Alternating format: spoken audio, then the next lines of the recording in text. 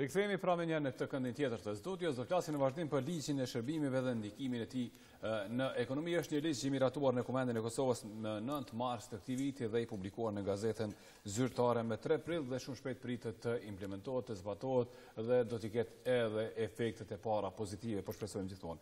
Jam këtu me zotin Recep Blaca, drejtor i Departamentit Ligjor në Ministrinë e Tregtisë dhe Industrisë, i cili do të na shërojë shumë më tepër rreth këtij ligji dhe rreth funksionimit të tij në praktikë. Mirëmëngjes, mirë se erdhët.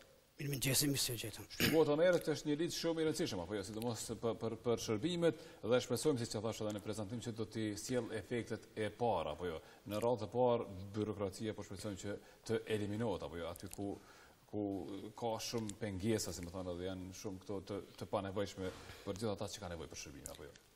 Faleminderit që përmendet edhe jo një ndër 3 objektivat me rastin e propozimit të këtij ligji nga ana Ministrisë së Tregtisë dhe Industrisë, dhe që është miratuar me 9 mars dhe është publikuar me 4 prill të këtij viti në Gazetën Zyrtare të Republikës së Kosovës. Objektivi i parë ka qenë që të harmonizohet legjislacioni i shërbimeve me akin e BE-s, gjithsesi me direktivën e shërbimeve, dhe siç e dini, Bashkimi Evropian menjëherë pas luftës së dytë botërore është krijuar për arsye ekonomike, me qëllim të zhvillimit ekonomik, rritjes së ndërsjelljes të investimeve, si dhe rritjes së mirëqenies së qytetarëve nëpërmjet krijimit të tregut të brendshëm.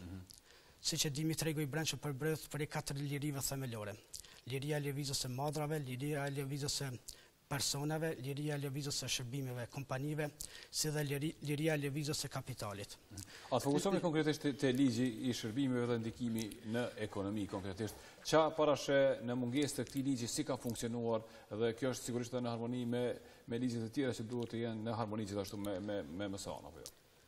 Objektivi i dytë i këtij ligji është thjeshtësimi të gjitha procedurave. Njeni 7 i këtij ligjit parashef thjeshtësimin e procedurave, si dhe heqjen dhe reduktimin e të gjitha lejeve, licencave, të cilat nuk arsyetohen me interesin publik. Kjo është edhe në përputhje me strategjinë për rregullim të mirë të qeverisë 2014-2020, ku parashit që deri në vitin 2020 të reduktohen, të hiqen, të fuzionohen, grupohen deri në 20% të lejeve dhe licencave.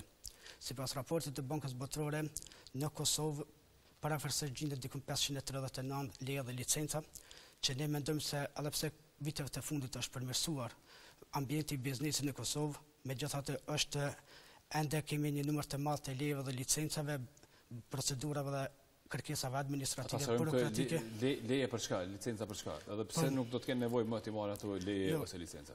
Leje dhe licencat prapë ka me pasur nevojë, po ato të panevojshme, të cilat nuk mund të arsyetohen me interesin publik, mbrojtjen e konsumatorëve, mbrojtjen e ambientit, sigurinë publike, ato nuk kanë nevojë të ekzistojnë. Ndërsa ato që duhet me ekzistu, kërkesat për ato leje dhe licenca nuk duhet të jenë të stërmadhuara. Gjithmonë duhet të aplikohet parimi i proporcionalitetit, që masa e propozuar, kërkesa, dokumentacioni i propozuar duhet të jetë i përshtatshëm për arritjen e atij objektivi dhe nuk duhet të jetë barë për biznese dhe qytetarët. Në fakt deri tash kështu ka qenë, apo jo?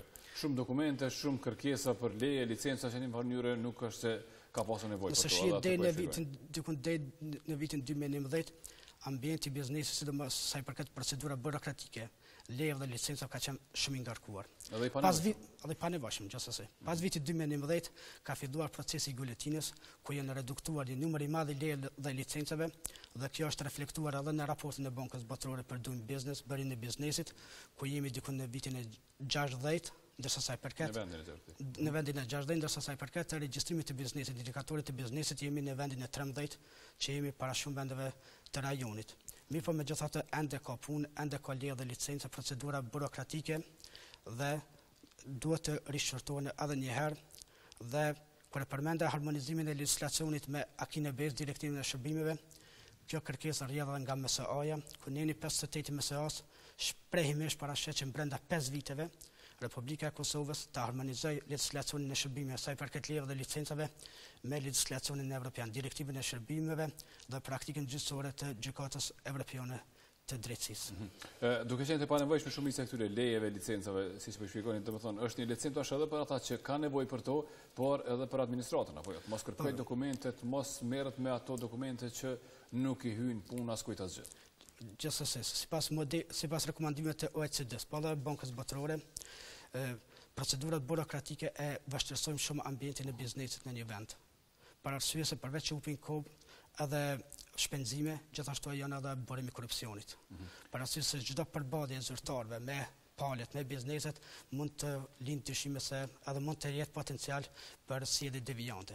Po e kam thënë edhe administrata shkarkohet, po. Nuk merret me ato dokumente që nuk kanë nevojë të procedurë. Gjithsesi nëse ne në Ministrinë e Tregtisë dhe Industrisë e kemi ARBK-n për regjistrimin e bizneseve. Pse ne një biznesi mi alyp certifikatin e regjistrimit kur ne kemi ARBK-n atë dhe mund ta gjejmë shumë lehtë ose mund ta kërkojmë prej drejtorit të ARBK-s në sistem. Do të thonë, leja dhe licenca vetvety nuk është diçka e keqe, po nëse ekziston nevoja për me qenë leja dhe licenca, do të thonë nuk duhet të trembin qytetarët, bizneset që ka shumë kërkesa, shumë dokumentacion, shumë procedura administrative dhe gjithashtu një mirë që është e këtij ligji parashë edhe heshtjen administrative ose licencën e nënkuptuar, që nëse organi administrativ nuk përgjigjet brenda fatit të caktuar në kërkesën e palës, në kuptohet që pala do ta ketë automatikisht licencën. A ka pasur ankesa nga bizneset në gjitha ato kompanitë që kanë pasur nevojë të aplikojnë të zënë për një biznes, për një shërbim, e të dorëzojnë gjitha ato dokumenta? Ka pasur ankesa nga ana tyre?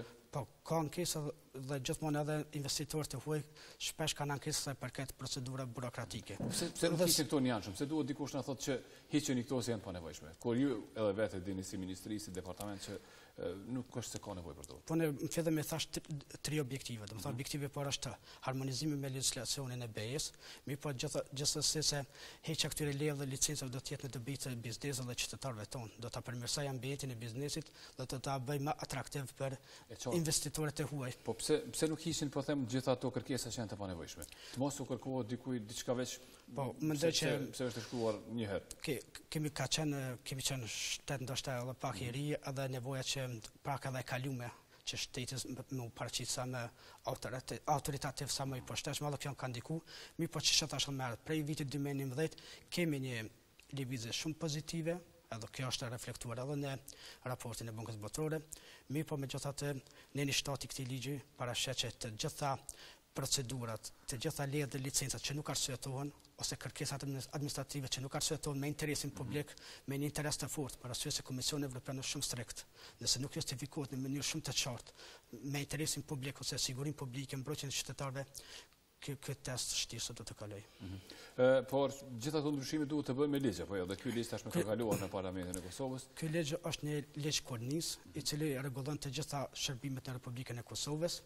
Gjerë tani ne edhe mendimin e projektit të Bashkimit Evropian që përkron ministrin tonë i kemi identifikuar dikon 74 ligje dhe 112 akte nënligjore që duhet të rishqyrtohen dhe duhet të harmonizohen me këtë ligj. Ne besojmë që në shtator do ta miratojmë edhe planin e veprimit për zbatimin e ligjit për shërbime, direktivës së shërbimeve, ku do të parashihen ligjet që do të ndryshohen, nenet që do të ndryshohen, afati kur edhe institucionit që do të jetë përgjegjës për hartimin e atyre. Po ky ligj për cilin folim, duke qenë se është i miratuar në Kuvendin e Kosovës, a nisë zbatuari më njëherë, a ka nisur së zbatuari? Tash që përmendet edhe ju, ne jemi duke nxjerrur dy udhëzime administrative, grupet punuesve që duke punuar dhe i kemi 6 muaj afat në ligj për mi nxjerr aktet nënligjore dhe besoj jemi në rrugë të mbar që brenda 6 muajve të nxjerrim. Është edhe një fakt më rëndësishëm nëse më lejoni ta përmendim. Shqipëria legjislacionin e shërbimeve me direktivën e shërbimeve e ka miratu, e ka transpozuar në vitin e 10 të mësas, do të thonë Credit Fund. Mali i zi në vitin e 9, dërsa ne jemi shumë përpara. Do të thonë mësaja ka him në prill 2016-s, dërsa prill 2017 dhe shumë miratu këtë ligj, dhe 5 vjet i kemi, bile kjo është sipas nenit pas një objektiv i dëshirueshëm.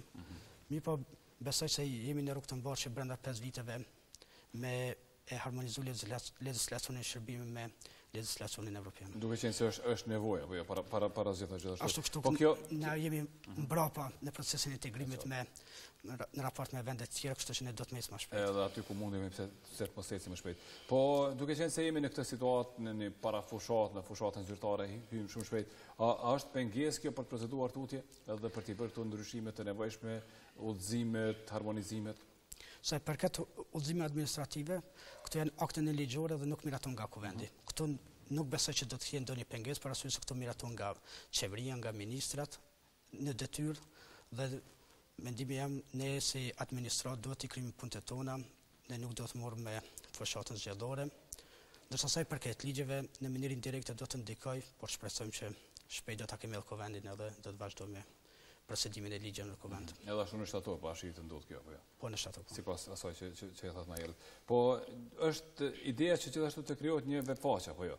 Ku do të publikohet gjithçka. Çka nuk kupton kjo? Do të thotë në një farë mënyrë edhe rritje e transparencës dhe një lehtësim edhe për bizneset, për kompanitë, për gjithë ata që janë të interesuar për të aplikuar dhe për të marrë licenca dhe për të kuptuar se çka kërkohet para se të vinë direkt tek sporteli për shembull. Pika vetme kontakti në sëshit në neli 14 i ligjit e bashkë bazën juridike për themelimin e pikës së vetme kontaktit. Kjo do të çështje përmendet edhe jo do të jetë një portal elektronik qeveritar ku qytetarët dhe bizneset do të identifikojnë të gjitha shërbimet, lejet, licencat, legjislacionin për ato shërbime, kërkesat, dokumentacione që nevojitet për ato shërbime. Ne e kemi themelu grupin punues që përmendëm herët për hartimin e udhëzimit administrativ për themelimin e pikës së vetme të kontaktit dhe ne mendojmë që brenda 5 viteve me implementuar në 3 faza. Faza e parë është fazën për të cilën folim na, ku të gjitha të dhënat do të grumbullohen me një webfaqe. Palët dhe qytetarët nuk kanë nevojë që me vizitu webfaqe të ndryshme. Për shembull, të gjitha lejet dhe licencet do të jenë vetëm me një webfaqe. Ndërsa faza e dytë që është pak më avancuar, krahas të dhënave, gjithashtu ne do të përgatitme dhe publikojmë edhe formularet standard për çdo leje, licencë, për çdo kërkesë, kështu që biznesi dhe palës pastaj vetëm i mbetet me mbush formularet me dhënat e tyre. Mund të bëhet online apo thjesht mund të merren formularet? Tash kjo është faza e tretë ose faza më sofistikuara, nëse mund ta quajmë ajo mrekullia, kur edhe aplikimi do të bëhet online, ne në ligjin për shoqëri tregtare, sa i përket të regjistrimit, vetëm do ta krijojmë bazën ligjore që regjistrimi i biznesit të bëhet online, mirë po gjithashtu edhe aplikimi me u bë online, ku ne kemi po edhe praktikisht për shembull në Lituani, ku është një sistem shumë i përsosur, ku pala aplikon online, i bashkan të gjitha dokumentet e skenuara, e dërgon në pikën e vetme të kontaktit, pika vetme e kontaktit e dërgon te organi kompetent ja kthen pikës së vetme të kontaktit, dhe pika vetme e kontaktit ja kthen palës dhe kjo do të thonë s'ka asnjë përballje zyrtar palë, do të thonë biznes qytetar, dhe kjo është mendoj reforma më e madhe që kanë. Edhe shmang absolutisht korrupsionin në një formë të tillë apo jo? Gjithsesi. Korrupsionin dhe mungesën e kontaktit. Edhe ato si edhe tjera devijante. E di që keni një takim shumë shpejt, një takim informues gjithashtu apo jo, sot me të gjitha palët e interesuara për të folur më shumë rreth këtij ligji, në orën 11 është takimi informues apo jo. Por që ju duhet të lironi me një. Faleminderit shumë që ishit në studion e programit të mëngjesit dhe na sqarojmë pra shumë atëherë paraprakisht ne për këtë ligj, shpresojmë që të marrë atull siç e shpjeguat apo jo. Mos ketë pengesa të tjera burokratike. Faleminderit shumë, shpresojmë që ambienti i biznesit do të përmirësohet edhe tërheqja e investimenteve do të jetë Kosova një vend më atraktiv. Faleminderit shumë më njëherë, nderuar shikues, për mbyllim këtu me këtë pjesë, shkëputemi tani nga studio programit të mëngjesit me marketing për të rikthyer më njëherë më pas për ndjekur edhe materiale tjera, biseda që janë përgatitur për këtë edicion.